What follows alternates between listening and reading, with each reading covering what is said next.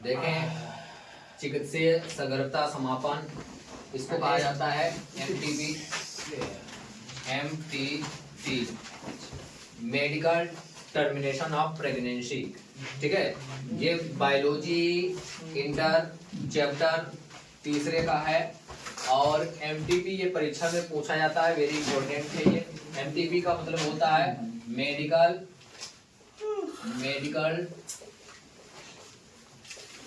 Termination of pregnancy.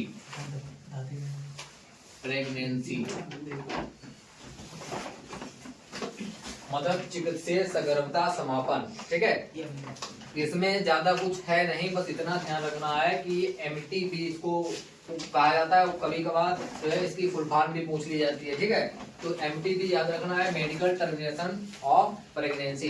ठीक है, चिकित्सीय सगर्भता समापन। इसमें जो होता है कि बच्चे के जन्म से पहले ही शिशु को मतलब भ्रूण को खत्म कर देना ही ये कहलाता है एमटीपी। ठीक है, और इसमें एक कानून बना है 1971 में। कब बना है? 1971 ईस्वी में। ठीक है, भारतीय कानून बना है, इसमें संशोधन भी हुआ है 1921 में, 2021 में, और जो है 1971 का ये कानून है। ठीक है, कुछ शर्तों को मानकर परमिशन लेकर इसका समापन किया जाता है। ठीक है, परमिशन लेकर कुछ स्थितियों में इसको कराया जा सकता है, वरना इस पर जो है प्रतिबंध लगा हुआ है, सरकार ने इस पर प्रतिबंध लगाया हुआ है। ठीक है, तो इतना ध्यान रखना है। और ये जो होता है लगभग पहले जो होता था तो ये 20 सप्ताह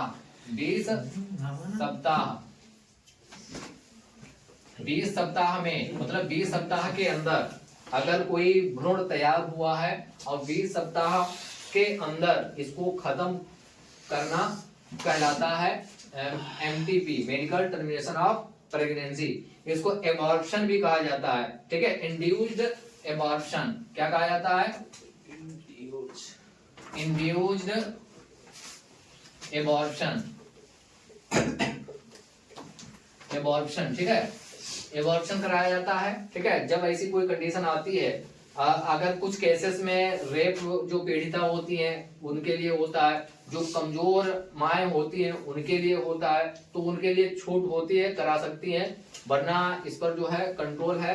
जो एबॉर्प्शन कराना ये गैर कानूनी है। ठीक है, 1971 लॉ के हिसाब से कुछ इसमें संशोधन किए हैं, तो संशोधन करके इसमें इतना किया गया है 20 से 24 सप्ताह कर दिया गया है। कितना सप्ताह? 24 सप्ताह, मतलब 24 सप्ताह तक भी एबॉर्प्शन कराया जा सकता है। ठीक है, अगर इससे भी ज्यादा अगर होता है तो फिर खतरा है। ठीक है, माँ को भी खतरा हो सकता है। तो इसमें बहुत सी विधियां जो है यूज करी जाती हैं। इसमें डॉक्टर की सलाह ली जाती है और उसके बाद में इसको परमिशन दी जाती है, एबॉर्प्शन कराया जाता है। ठीक है, हालांकि ये चीजें गलत हैं, बहुत से लोग कराते हैं। क्यों? लिंग परीक्षण करके कि मतलब अगर लड़की है तो उसका एबॉर्प्शन करा दिया जाता है, लड़का है तो उसको रख लिया जाता है। इसी हिसाब से सरकार ने रोक लगाई है, क्योंकि अगर ऐसा कर दिया जाए तो सब इसका जो लिंगानुपात है वो खत्म हो जाएगा। सबको लड़का ही चाहिए होगा, लड़की किसी को चाहिए नहीं होगी, तो लिंगानुपात कहाँ जाएगा? तो वो तो बंटाधार हो जाएगा। इसीलिए इसको रोकने के लिए 1971 में एक कानून बना है। ठीक है, तो ये एमटीपी, इसको ध्यान रखना है क्या है पूरी प्रक्रिया, ये छाप कर आना है अगर पूछा जाए उसमें तब। इसमें फुल फॉर्म भी पूछी जाती है, मेडिकल टर्मिनेशन ऑफ प्रेगनेंसी इसकी फुल फॉर्म है। ठीक है, तो इसमें जो है 1971 का कानून ये कहता है कि जो कुछ केस छोड़कर बाकी कोई भी इसका जो है एबॉर्प्शन नहीं करा सकता है। ठीक है, अगर कोई दिक्कत है या कोई माँ को खतरा है या कोई रेप पीड़िता है तो उसके लिए अलाउ है, बाकी किसी के लिए अलाउ नहीं है। ठीक है, तो ये प्रक्रिया होती है और ये मेडिकल पूरी प्रक्रिया होती है। ठीक है, और इसमें बहुत से चीजें यूज करी जाती हैं, जो डॉक्टर होते हैं स्पेशलिस्ट इन चीजों के, वो उनकी देखरेख में ये किया जाता है। ठीक है, तो इसको समझ लेंगे, चिकित्सीय सगर्भता समापन, MTP, medical termination of pregnancy. ठीक है, इतना उसमें लिख देंगे, काम हो जाएगा खत्म। ठीक है, और इसमें जो है जो उल्ब वेदन होता है, दूसरी जो हेडिंग आएगी, दूसरी हेडिंग उल्ब भेदन, उल्ब वेदन, जिसको कहा जाता है एमनियोसेंटेसिस। एमनियोटिक द्रव होता है, ठीक है। उल्ब वेदन वह प्रक्रिया होती है, उल्ब वेदन, जब जो एक माँ जो होती है गर्भ में, जिसके शिशु होता है, ठीक है, 2 महीने में 3 महीने में उसके जो गर्भाशय में एक लिक्विड होता है जिसको कहा जाता है एमनियोटिक लिक्विड, एमनियोटिक द्रव, ठीक है। उस द्रव को इंजेक्शन के माध्यम से उसको खींच लिया जाता है और उसका फिर टेस्ट किया जाता है। उसी के माध्यम से क्रोमोसोम्स की जांच करी जाती है, ठीक है, गुणसूत्रों की जांच करी जाती है, और XY और XX इसकी भी जांच करी जाती है, जिसमें वो पता चल जाता है कि लड़का है या लड़की है, ठीक है। हालांकि इसकी जो करी जाती है जांच, वो इस उद्देश्य से करी जाती है ताकि पता लगाया जा सके कि जो गर्भ के अंदर शिशु है उसको कोई बीमारी तो नहीं है, बीमारियों अगर है तो उसको कैसे दूर किया जा सकता है, उसके लिए उपाय किए जाते हैं। लेकिन आजकल जो है लोग इसका दुरुपयोग भी कर रहे हैं, गलत इस्तेमाल करते हैं और उसका लिंग परीक्षण करते हैं, ठीक है। जबकि लिंग परीक्षण जो है, लिंग परीक्षण ये गैर कानूनी है, ठीक है, गैर कानूनी, मतलब बच्चे का लिंग जांच करना ये गैर कानूनी। अस्पतालों में लिखा भी रहता है कि हमारे यहाँ लिंग परीक्षण नहीं किया जाता, ये गैर कानूनी है, और उसमें 3 साल की सजा भी होती है, 25 या 50 हजार रुपए फाइन भी पड़ता है, जुर्माना पकड़े जाने पर, और उनका जो करता है उसका लाइसेंस भी रद्द किया जा सकता है। इसलिए वो पहले ही छपवा देते हैं लगा के। लेकिन जहाँ लिखा होता है और होता भी वही है ज्यादातर।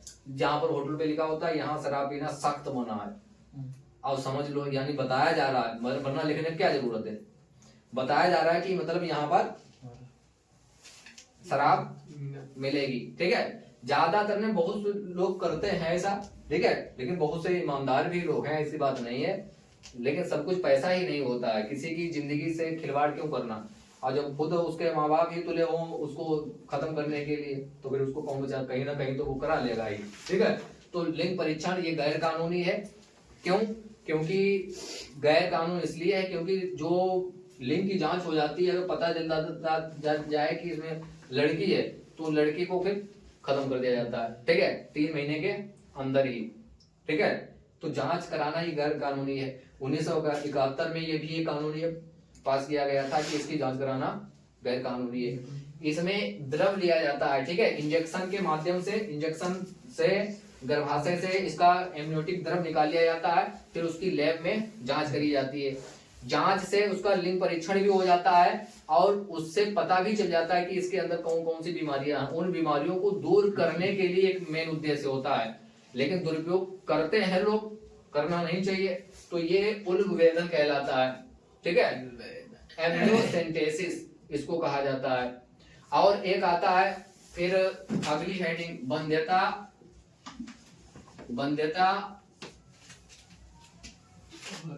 ठीक है, और सहायक जनन प्रौद्योगिकी,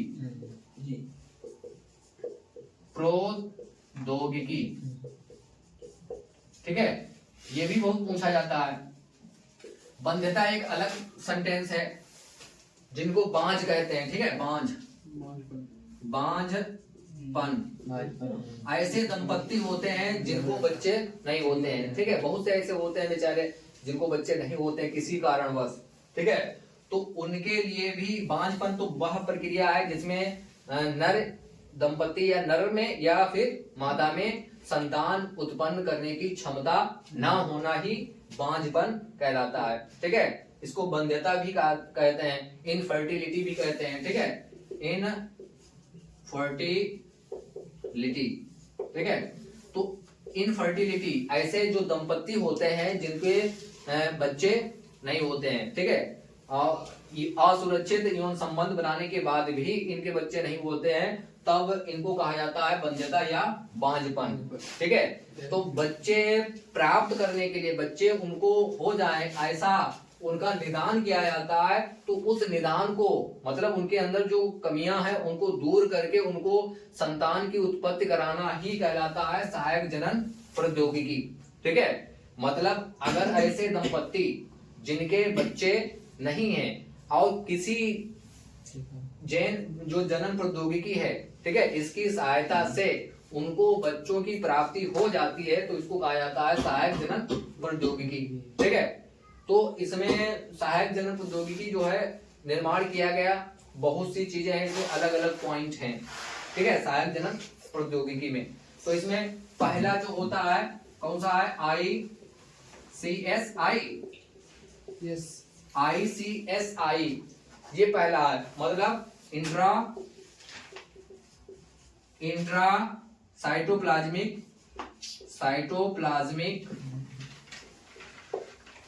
स्पर्म इंजेक्शन। ठीक है, इंजेक्शन माने होता है देना। ठीक है, इतना ध्यान रखना है कि मतलब इंट्रासाइटोप्लाज्मिक स्पर्म इंजेक्शन। ठीक है, इसकी फुल फॉर्म है ये कब किया जाता है, जब जो मेल होता है उसके शुक्राणु लेकर डायरेक्ट मादा के जो है अंडाणु में उसमें ट्रांसफर कराया जाता है, फर्टिलाइजेशन कराया जाता है, तो इसको कहा जाता है इंट्रासाइटोप्लाज्मिक स्पर्म इंजेक्शन। ठीक है, ये वह प्रक्रिया है जब कुछ कम ही त्रुटियां होती हैं, जैसे मान लिया कोई दंपत्ति है, उनको बच्चा नहीं हो रहा है और उसमें कुछ ही कमियां हैं। ठीक है, फर्टिलाइजेशन नहीं हो पा रहा है। ठीक है, तो उसमें फर्टिलाइजेशन जब डायरेक्ट ही करा दिया है तो फर्टिलाइजेशन हो गया। ठीक है, तो फर्टिलाइजेशन हो जाता है तो जाइगोट बन जाता है। कुछ लोगों का जाइगोट बन जाता है, उसके बाद में फिर गड़बड़ हो जाता है मामला, तो कई विधियां अपनाई जाती हैं। एक ये है, एक दूसरी जो है आल है, आल है, कौन सी है दूसरी, कृत्रिम वीर्य सेचन, आर्टिफिशियल इंसेमिनेशन।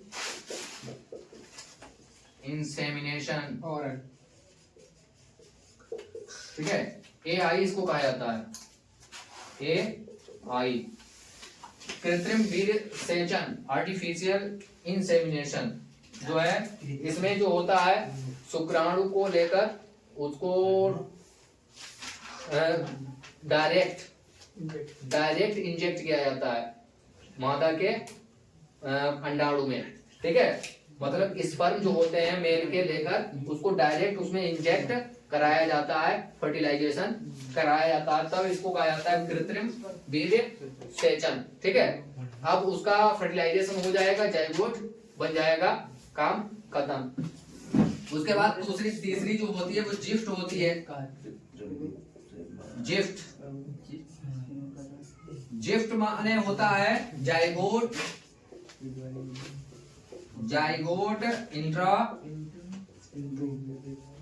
इंट्रा फैलोपियन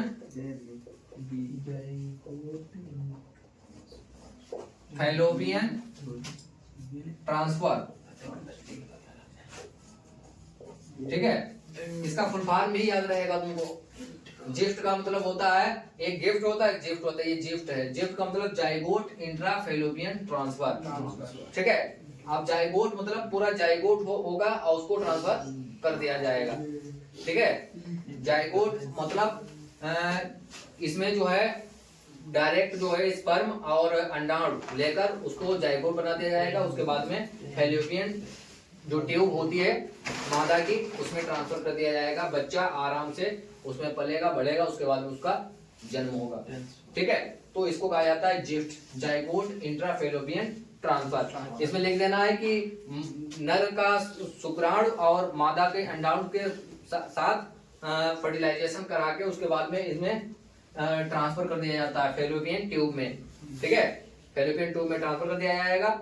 और ये जो होता है 8 कोष की होगा, ये 8 कोशिकीय होगा, ठीक है, 8 कोशिकीय,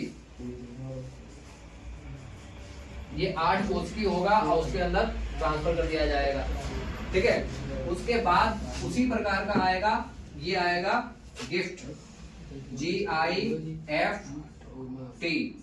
गिफ्ट का होता है gamete, gamete intra fallopian transfer, ठीक है। इसमें गैमीट माने होता है युग्मक, ठीक है। जिन स्त्रियों के युग्मक नहीं बनते हैं, अंडाणु नहीं बनते हैं, लेकिन वो बच्चे के लिए उचित वातावरण दे सकती हैं। स्त्रियां ऐसी होती हैं, मतलब उनका बाकी सब ठीक होता है, लेकिन उनमें अंडा नहीं बनता है। जाहिर सी बात है, जब अंडा ही नहीं बनेगा तो फिर भ्रूण कैसे तैयार होगा, ठीक है। तो उन दिक्कतों को दूर करने के लिए मेडिकल में एक सुविधा है, जिसमें किसी दूसरे स्त्री के अंडाणु लेकर, ठीक है, दूसरे के अंडाणु लेकर और उसमें जो है फिर उनका करा दिया जाता है फर्टिलाइजेशन स्पर्म के साथ, ठीक है। हालांकि जैसे 2 दंपत्ति हैं, मेल जो है वो ठीक है, लेकिन फीमेल जो है उसकी पत्नी, उसके अंडाणु नहीं बन रहे हैं तो बच्चा नहीं होगा। अंडाणु नहीं बन रहे हैं तो उसको अंडाणु किसी दूसरे महिला से उधार लेना पड़ेगा, ठीक है। तो उधार लेना पड़ेगा तो फिर बच्चा तो उसी का हो जाएगा। तो ये भी सब लोग नहीं कराएंगे, क्योंकि वो बच्चा तो उसका माना जाएगा जिससे वो उधार लिया है, ठीक है। पैसा तुम 10,000 ले आओ किसी के उधार, अपने पास रख लो, तो पैसा तो फिर उसी का।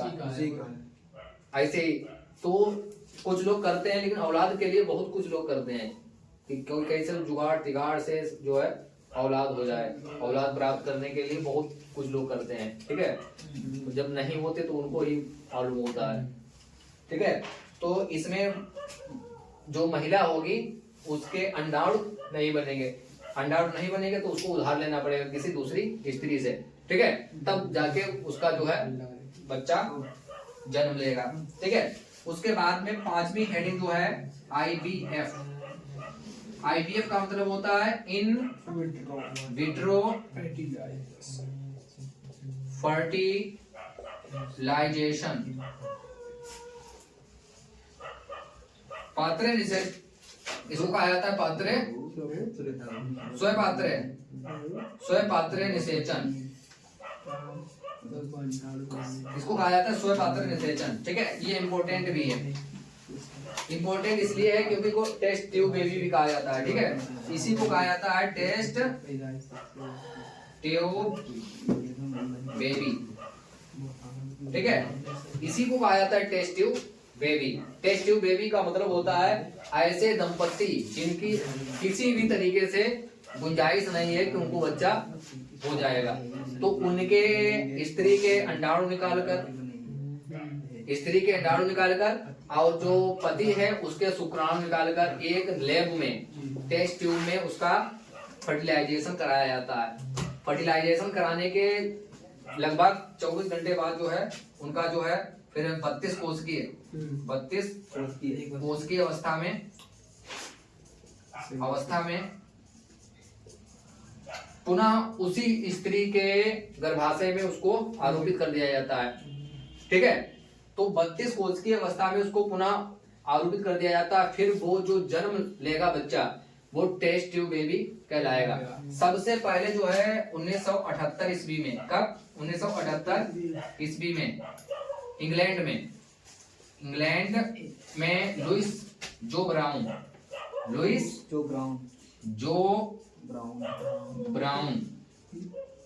इसका जन्म हुआ, ठीक है। सबसे पहले 1978 ईस्वी में इंग्लैंड में लुइस जो ब्राउन का जन्म हुआ, ठीक है।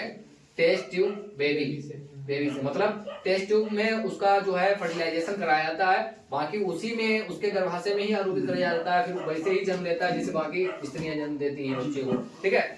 अपने कानपुर की कनप्रिया पटेल का भी इसी समय 1978 में ही है, 1978 ईस्वी में कनप्रिया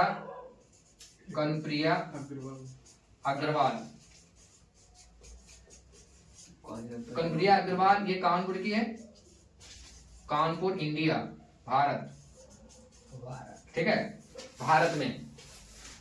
भारत भी इन चीजों में कम नहीं है, मतलब भारत में भी साइंटिस्टों की कमी नहीं है, लेकिन भारत में कुछ चीजें ऐसी हैं कि मतलब वो ज्यादा हस्तक्षेप करना नहीं चाहते हैं प्रकृति के साथ ज्यादा हस्तक्षेप करना नहीं चाहते, इसीलिए वरना यहाँ जो है ज्ञान की कमी नहीं है भारत में। बहुत बड़े बड़े साइंटिस्ट हुए हैं, APJ Abdul Kalam, doctor CV Raman, भावी जहांगीर जो है, जो बहुत बड़े साइंटिस्ट हैं, साउथ में सबसे ज्यादा साइंटिस्ट रहे हैं। सीवी रमन है, डॉक्टर एपीजे अब्दुल कलाम है, चंद्रशेखर हैं, और कई नाम हैं, पंचानन महेश्वरी हैं, ठीक है, ये सब हैं तो उधर की साइड के। लेकिन बहुत से लोग हैं प्रकृति के साथ ज्यादा छेड़छाड़ करना नहीं चाहते हैं, इसीलिए जो है ज्यादा विकास नहीं हो पाया। इधर वाले यूरोप कंट्री हैं, उनको प्रकृति से कोई ना कोई हस्तक्षेप करते रहते हैं, ठीक है, ये करते वो करते हैं। जो क्या नाम का था, गैलीलियो ने तो सजा पाई थी इसी चक्कर में, कह दिया था कि पृथ्वी जो है सूर्य के चारों ओर चक्कर लगाती है, इसी चक्कर में उनको कैद में डाल दिया पादरी ने कहा तुमने तो ये कह दिया है कि जो बाइबिल है उसके खिलाफ, बाइबिल तो कहती है कि नहीं पृथ्वी अपनी जगह पर है, सूर्य चक्कर लगाता है, इनने कह दिया कि नहीं पृथ्वी सूर्य के चारों ओर चक्कर लगाती है, और उनको अंदर डाल दिया गया। उनकी मृत्यु वहीं हुई, जो अपना घर था उनको नजरबंद कर दिया था गैलीलियो को। उसके बाद उन लोगों ने माफी मांगी, लेकिन माफी मांगने के बाद में कहा 300 सालों बाद वो तो चले गए, उनको सजा मिल गई, काम का हो गया। आज सब कह रहे हैं कि वाकई पृथ्वी ही सूर्य के चारों चक्कर लगाती है, ठीक है। तो ज्यादा दिमाग चलाना भी कभी कभार जो है उल्टा पड़ जाता है, इसलिए जो है ज्यादा दिमाग ना चलाओ। एक लेब थी बुलंदशहर में, वो अपना प्रयोग कर रहे थे, पूरी लेब ही उड़ गई, उसमें जितने थे वो सब चले गए।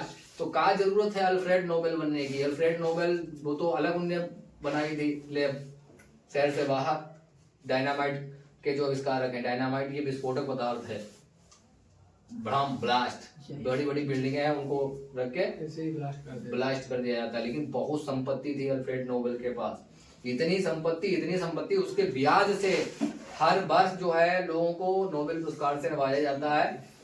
अपने भारत में ही कई लोगों को मिला है, सबसे पहले जो मिला है वो रविंद्रनाथ टैगोर को मिला है 1913 में, तो हर वर्ष दिया जाता है। तो इसके बाद इसमें क्या बचा है, IVF हो गया, ठीक है, इन विट्रो फर्टिलाइजेशन, इसी को टेस्ट ट्यूब कहा जाता है, टेस्ट ट्यूब बेबी, इसी में छाप देना है। टेस्ट ट्यूब बेबी कैसे तैयार किया जाता है उसके बारे में, इसको स्टार बोल दो थोड़ा।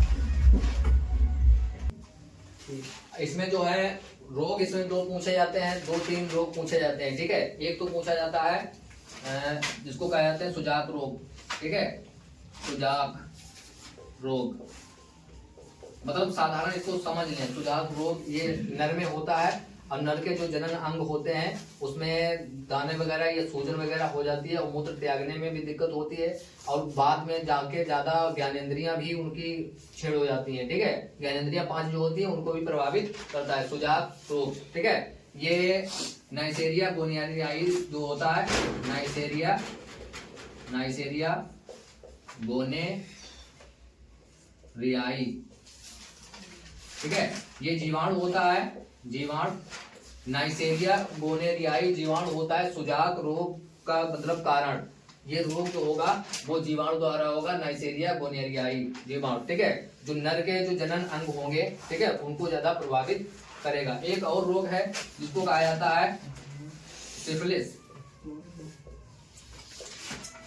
कहा जाता है, ठीक है। ये भी जननांगों को प्रभावित करता है, उसमें दाने वगैरह निकल आते हैं और बहुत ज्यादा पीड़ा होती है। ये भी जीवाणु के द्वारा होता है, उसका नाम है